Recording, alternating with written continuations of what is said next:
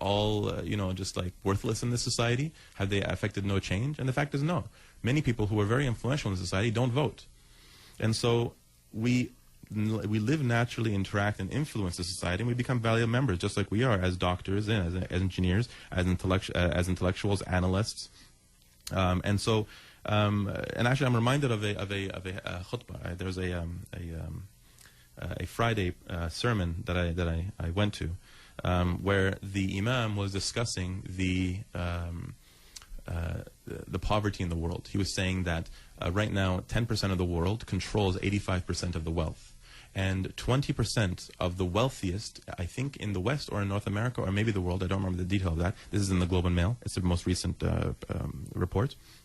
20% of the wealthiest people have a surplus of over $7 trillion. And the poorest 20% are in a negative over $7 trillion. They owe over $7 trillion.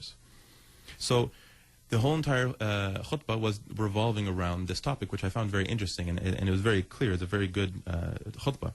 But in the end, the point was made is that we must vote for a different party, so that they will, yes. So pretty much what the Imam was saying was pointing out very clearly the flaws in the capitalist system, yes, in addressing the needs of the masses, and then providing the solution to that as working within this corrupt system. Exactly. So the solution was that the problem is capitalism, and the problem is the greed of capitalists, and therefore the solution is to vote for a different capitalist who has a different viewpoint on his version of capitalism to implement his capitalist system. And so that's the thing, is that the problem is capitalism.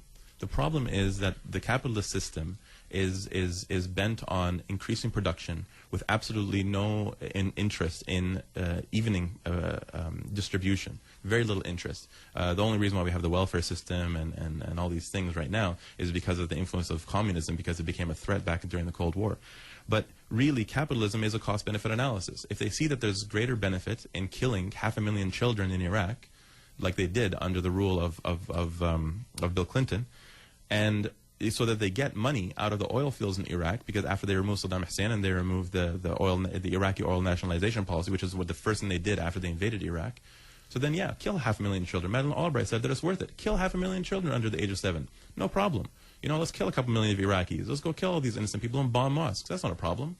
So that's the thing, is that the problem is the capitalist system. It doesn't matter who you vote for. It's not the man. It's the system. It's the viewpoint. It's man-made law that simply cannot solve the problems of the world as a whole.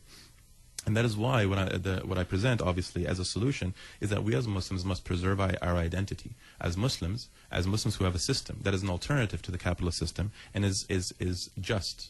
And it is literally flawless. And for those who disagree with that, of course, Islam is available for everyone to study. And therefore, we must present Islam as the alternative to the capitalist system. The West has interests, and no amount of voting is going to change the vital interests. If there's $1 trillion to be made in the Middle East, you can vote until your face turns blue. The whole entire country can have a protest of 4 million people in the U.S. against the government invading Iraq, or against the government having the bailout that they had. The entire country was against it. It doesn't matter what you vote for. The answer is, in the end, if there's a vital interest for the capitalists, they're going to do it. The Vietnam War was the least popular thing that America has ever done, maybe second to the Iraq War. And they still did it because there's a vital interest involved. There's money. They're not going to let that go just because a bunch of people in their countries voting for or against them. Who cares if one guy loses? They'll take the money and the next guy gets voted in. Then a few years later, everyone forgets, and then he gets voted back in.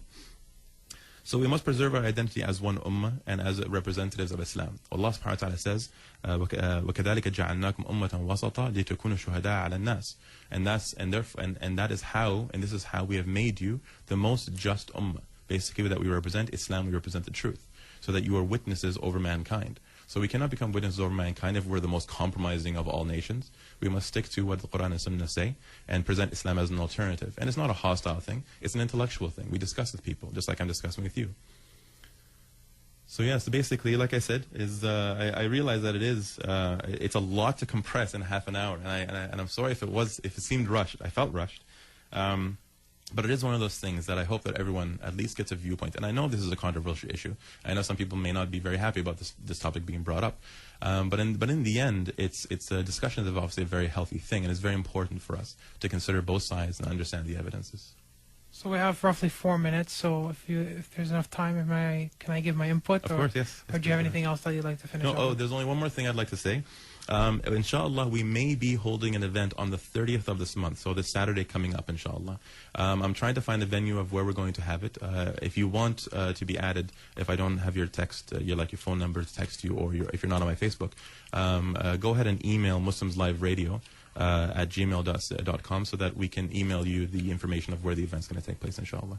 All right, then. So now that we've discussed the two different viewpoints on voting, I'd like to give my own 2 cents. In all honesty, I'm now 22 and I've voted in 2 elections, provincial level, federal level, and municipal level. And in regards to the federal level, I find oftentimes it doesn't matter what you vote for, you will not feel as if you have been represented by the system. And that's the question that we need to raise, is that first and foremost, aside from the permissibility, which we've discussed in this show, is the system even quote-unquote democratic? Does it represent what people want? And the answer is no. So that's something that I would like to have people to think about. From my point of view, if you think about it, the Afghanistan war is very unpopular, yet there's $1 trillion of minerals that the Canadians want to mine and contract out. So the Canadian Army is still dying in Afghanistan till this day. A Muslim cannot represent himself through an Islamic party because, as we mentioned, the system is secular. A Muslim running in non-Islamic parties such as the NDP or the Liberal or the Conservative will be bound by those party platforms and may have to do things such as support an Israeli attack on Gaza if you're in the Conservative Party, condemn Israeli Apartheid Week if you're in the Liberal Party, or support the legalization of prostitution if you're in the NDP. So either way, you as a Muslim will not be represented if you're running in one of these secular-based parties. And finally, if you look at that, it's clear that the system is just ineffective. So with that, we have about 2 minutes and 2 minutes left, and I guess we'll just finish off early. Or do you have any other comments you want to say? No, that's it. We did get an email. Let's take a quick look at it, inshallah. I'm not sure. Okay, we have a minute and a half. Over the years, many Muslim scholars in North America have encouraged Muslims to participate, like Abdul Fattah Abu Ghuda and Sheikh Qaradawi and many others. I have not heard one scholar say differently. The whole concept that legislating is equivalent to switching halal with haram is totally false.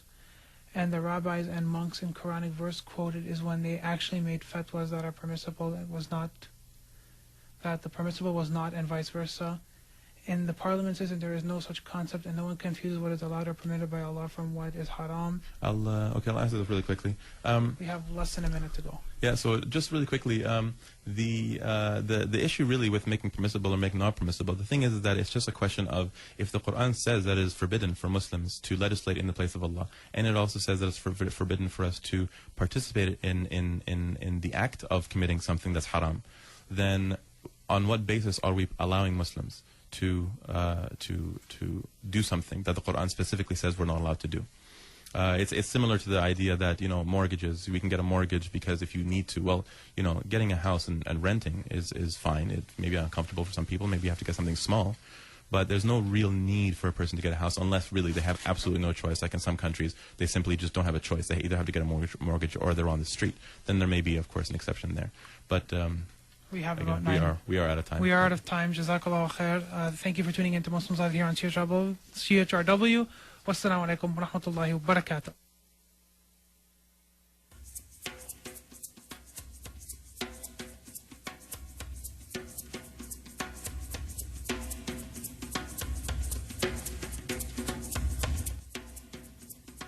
Muslims Live is brought to you by Sound Vision, your source of Islamic information and products. Visit them at www.soundvisioncanada.com for Islamic videos, songs, multimedia, and much more. We hope you enjoyed today's Muslims Live broadcast. Visit us online at muslimslive.com and don't forget to tune in Monday evenings at 6 to Muslims Live on